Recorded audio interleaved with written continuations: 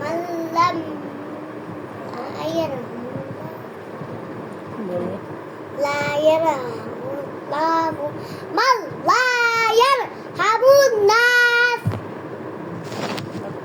হাদিস শরীফের অর্থ আল্লাহ তাআলা ওই ব্যক্তির উপর রহম করে না আল্লাহ যে মানুষের উপর রহম করে না। আল মুসলিমু মান সালিমাল মুসলিমুনা মিন লিসানিহি আয়াদি। হাদিস শরীফের অর্থ খাঁটি মুসলমান যাহারা খাঁটি মুসলমান ওই ব্যক্তি যাহার হাত ও মুখ হইতে অপর মুসলমান নিরাপদ থাকে। দুনিয়ার অসুকুল্লি খাতিয়া দুনিয়ার মহব্বত সমস্ত গুনাহের ইন্নামাল আমালু বিন্নিয়াত। হাদিস শরীফের অর্থ শেষ আমালাই নির্বাচক।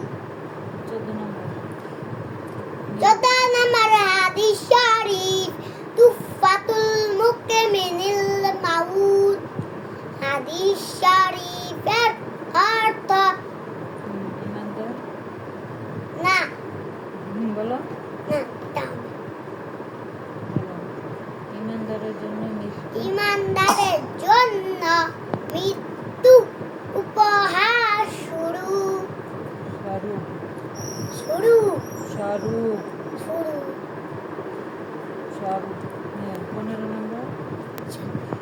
15 নম্বর হাদিস শরীফ কাফাবিল মারুই কাযিবান আইয়ুহাদ্দিসা বিকুল্লি মা সামিআ। তোমাদের যাহা শুনে তাহা বলিতে থাকা কোন ব্যক্তি মিথ্যাবাদী হওয়ার জন্য ইহাই যথেষ্ট।